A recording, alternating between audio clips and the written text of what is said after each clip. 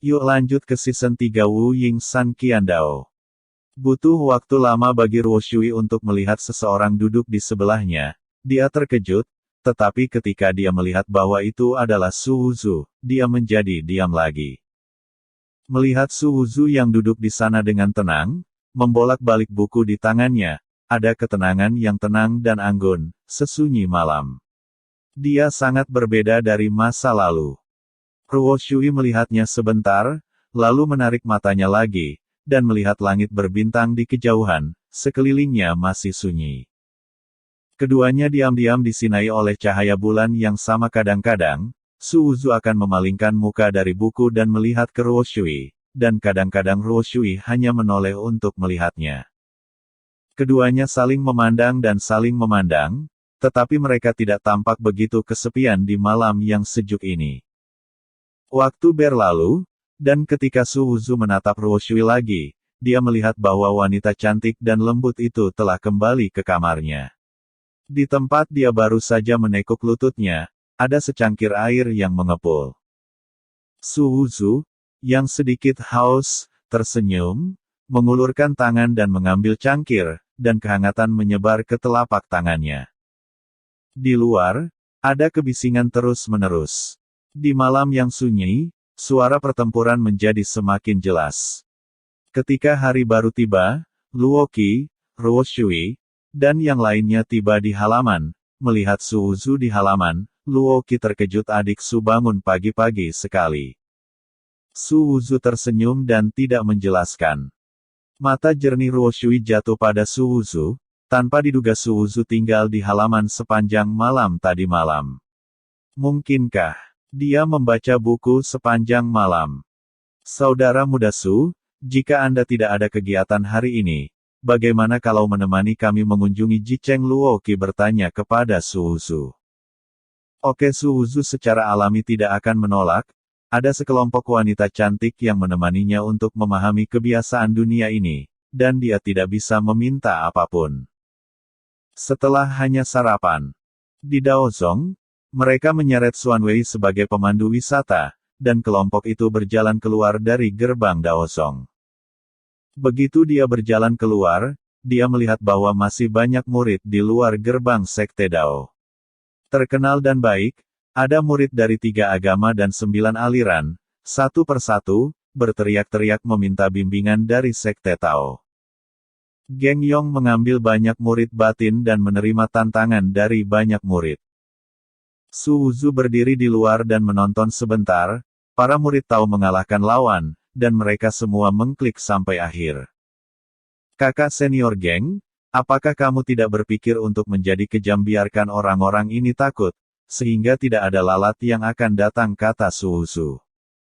Geng Yong berkata, kami adalah pemimpin Taoisme, bagaimana kami bisa kejam sesuka hati? Sekali lagi, itu karena beban idola terlalu berat. Su Wuzu menghela nafas, memandang Geng Yong dan berkata, kakak senior geng, di antara para penantang ini, apakah ada murid dari puncak bawaan? Ada apa? Tanya Geng Yong. Tidak ada, tadi malam terlalu berisik dan tidak tertidur, jadi saya mempelajari satu set keterampilan tempur. Saya baru saja mencobanya hari ini dan ingin mengasahnya, kata Su Wuzu. Geng Yong tidak terlalu memikirkannya, karena dia menerima tantangan dari berbagai agama, dan dia punya alasan untuk melunakkan murid-murid Taoisme. Hanya saja agak menjengkelkan karena semuanya datang. Jika itu hanya pembangkit tenaga listrik yang seimbang, mereka juga akan senang. Su Wuzu berdiri di depan dan tengah Daozong, menunjukkan kekuatan puncak bawaan, dan berteriak, siapa yang ingin melawan murid Daozong? Aku. Setelah Su Wuzu berdiri, seorang pria berdiri dan berteriak, Sekte Awan Terbang Zhao Dacheng, pertempuran hari ini dengan Daozong Juncai. Nama Zhao Dacheng dari Fei Yunzong. Dia berteriak sangat keras, karena takut orang lain tidak mendengarnya. Su Wuzu mencibir, memainkan sempoa yang bagus. Bahkan jika saya kalah, dapat dikatakan kepada dunia luar bahwa saya telah bertarung melawan murid-murid Taois, dan bahkan jika saya kalah, saya masih merasa terhormat. Namun, Apakah menurut Anda semua murid Taois akan terbiasa dengan Anda? Silakan, kata Su Wuzu. Kalau begitu tolong beritahu saya. Zhao Dacheng tertawa, memegang pedang panjang dan tiba-tiba menikam Su Wuzu. Melihat pedang panjang yang meledak, Su Wuzu sedikit meremehkan. Pedang panjang di tangannya tiba-tiba terhunus. Sebuah pedang keluar, dan cahaya dingin melintas. Bagaimana mungkin puncak bawaan biasa menjadi lawan Su Wuzu? Pedang itu begitu cepat sehingga banyak orang bahkan tidak melihatnya dengan jelas. Pedang panjang itu menebas pergelangan tangan lawan. Zhao Dacheng berteriak, dan melihat telapak tangan jatuh ke tanah, dan darah menyembur dari pergelangan tangan yang patah berceceran di tanah. Su Wuzu bahkan tidak saling memandang, dan memandang prajurit lainnya dengan dingin selanjutnya. Adegan ini membuat semua orang tercengang. Geng Yong juga menatap kosong ke arah Su Wuzu, di mana dia mengharapkan Su Wuzu untuk mengambil tembakan yang begitu kejam dan mematahkan telapak tangannya dengan satu pedang. Setelah hening beberapa saat, satu orang berdiri dan meraung, Dao Zong adalah pemimpin sekte, tetapi muridnya sangat kejam dan bukan putra manusia. Su Wuzu melirik ke pihak lain dan bertanya dengan tenang, apakah kamu keluar untuk melawanku?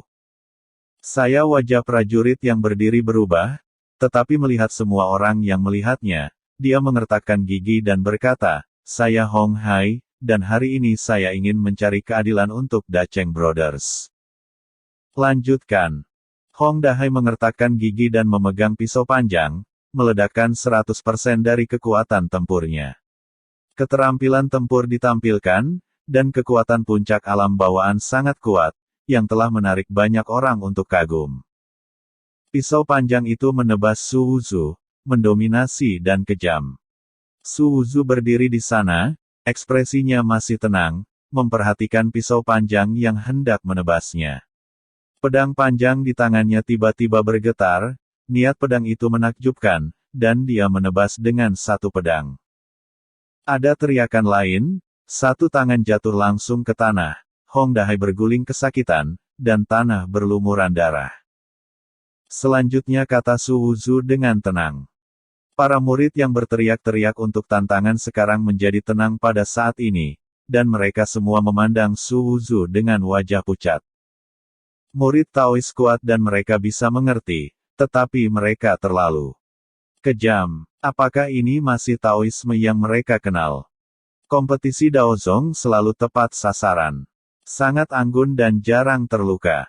Makanya mereka berani datang. Tapi sekarang, melihat tangan yang patah dan lengan yang patah di tanah, mereka semua terdiam. Geng Yong dan yang lainnya tidak pernah berpikir bahwa Su Wuzu akan menjadi seperti ini. Mematahkan seorang pria dengan pedang dan mematahkan tangan sangat ringan, saudara junior ini terlalu kejam. Hanya saja, Dao Zong, apakah pantas melakukan ini? Siapa lagi yang ingin menantang Su Wuzu, berteriak ke lapangan yang sunyi. Ada keheningan di sekitar untuk waktu yang lama, dan baru kemudian satu orang berdiri yang mulia terlalu kejam, dan Anda memiliki gaya pemimpin sekte. Su Wuzu meliriknya dan berkata, silakan. Wajah pria ini berubah, dan dia melihat kekuatan Su Wuzu. Dia belum tentu lawan. Tidak berani menembak. Jika kamu tidak berani menembak, keluar. Seorang pengecut tidak memenuhi syarat untuk berbicara di depanku, kata Su Wuzu. Kalimat ini membuat wajah pihak lain membiru dan putih, dan dia datang ke sini untuk menanyakan nama. Jika nama pengecut dibiarkan, bagaimana bisa diterima? Qian Chuanshan, seorang murid dari sekte Changtian, minta Yang Mulia untuk trik hebat. Kata-katanya segera menarik tepuk tangan. Kerja bagus. Ini sebenarnya adalah murid dari sekte Santian, tidak heran dia memiliki keberanian seperti itu. Dengan keberadaan yang begitu kejam, saudara Qian harus memberinya pelajaran yang bagus. Dukungan dari seluruh penjuru membuat Qian Chuanshan menghilangkan rasa takutnya, tetapi malah memandang Su Wuzu dengan arogan. Ayo lakukan. Su Wuzu tidak mau mendengarkan omong kosong ini. Luo Qi dan yang lainnya masih menunggunya untuk pergi ke Jicheng bersama, dia tidak tertarik membuang waktu di sini. Sombong, kata Qian Chuanshan dengan marah. Sebagai murid Sekte Santian, meskipun Sekte Santian bukan agama kuno, itu juga sekte besar. Dia yakin bahwa kekuatannya cukup kuat, dan bahkan jika dia kalah, dia tidak akan terbunuh dalam satu gerakan. Qian Chuanshan menggunakan keterampilan tempur terkuatnya, kakinya gemetar, dan energi seluruh tubuhnya meledak sepenuhnya. Kakinya tiba-tiba berubah menjadi cambuk besi dan menyapu ke arah Su Wuzu. Ini adalah keterampilan tempurnya, dan dia cukup percaya diri untuk menjadi kuat. Tapi dia masih melebih-lebihkan dirinya sendiri dan meremehkan Su Wuzu. Karena dia hanya melihat kilatan cahaya dingin dari pedang di tangan Su Wuzu, dan kemudian dia merasakan sakit yang tajam. Sebuah kaki patah muncul di matanya dan berguling di depannya. Dia tidak bisa berdiri diam dan langsung jatuh ke tanah, darah mengalir di kaki yang patah di seluruh lantai. Luo Qi dan yang lainnya semua tercengang, menatap kosong ke arah Su Wuzu. Su Wuzu di depannya benar-benar berbeda dari Su Wuzu dalam ingatannya. Pada saat ini, Su Wuzu kejam dan berdarah, yang membuat orang merasa kedinginan. Dan, kekuatannya tampaknya menjadi jauh lebih kuat. Di puncak alam bawaan, dia bisa menyelesaikannya dengan satu pedang. Selanjutnya Su Wuzu mengatakan ini lagi, matanya menyapu banyak prajurit. Para prajurit yang tersapu oleh mata Su Wuzu semuanya menjadi pucat karena ngeri, dan beberapa bahkan mundur beberapa langkah karena ketakutan. Sebagai seorang pemimpin, Dao Zong sangat kejam kepada para murid yang datang untuk menantang dan meminta bimbingan, dan dia adalah seorang pemimpin. Seorang prajurit tiba-tiba meraung. Ketika seseorang berbicara, kerumunan itu langsung marah dan meraung ini sangat kejam. Ini adalah gaya sekte iblis. Tidak heran jika Taoisme menurun dari hari ke hari. Ini adalah kurangnya bantuan. Daoisme tidak bermoral. Ekspresi Geng Yong berubah ketika dia mendengar omelan ini, dan reputasi Dao Zong tidak dapat dihancurkan karena ini. Tepat ketika dia akan mengatakan sesuatu, dia melihat Su Wuzu mencibir, mengeluarkan token dari tangannya dan melemparkannya ke depan semua orang. Apakah kamu tahu? Su Wuzu bertanya kepada semua orang yang hadir. Banyak orang yang dipenuhi dengan kemarahan yang benar saling memandang token, dan berkata, tanda murid luar Taoisme. Senang mengetahuinya Su Wuzu berkata, apakah menurutmu kekuatanku hanya bisa menjadi murid luar? Sekelompok orang bertanya-tanya seberapa kuat yang baru saja ditunjukkan Su Wuzu. Satu pedang di alam bawaan, kekuatan ini lebih dari cukup untuk menjadi benih. Apakah kamu tahu mengapa aku adalah murid luar? Su Wuzu bertanya. Sekelompok orang terdiam, menunggu Su Wuzu melanjutkan. Ada pepatah bahwa ketika hutan besar, ada semua jenis burung. Sekte Tao memiliki murid yang tak terhitung jumlahnya, dan tidak mengherankan bahwa beberapa sampah dan kotoran tikus keluar. Lihat kekuatanku, aku hanya orang luar. Murid, tidak bisakah kamu mengerti saya karena karakternya tidak bagus, itu kotoran tikus itu. Jawab Su Wuzu. Semua orang yang hadir tercengang. Masih adakah orang di dunia ini yang mengatakan itu tentang diri mereka sendiri? Luo Qi dan yang lainnya juga menatap Su Wuzu dengan sikap tercengang. Su Wuzu mengambil tanda murid sekte luar, melihat ke arah kerumunan dan berkata, saya tidak terlalu pemarah. Semua saudara laki-laki dan perempuan adalah tuan-tuan dan memiliki bantalan. Tapi saya sampah, bagaimana saya bisa memiliki bantalan? Sudah berisik sejak tadi malam. Saya tidak bisa tidur nyenyak di malam hari, saya tercekik untuk waktu yang lama. Jangan salahkan saya karena bersikap kasar jika Anda datang ke pintu Anda. Sekte Dao Anda. Seseorang meraung.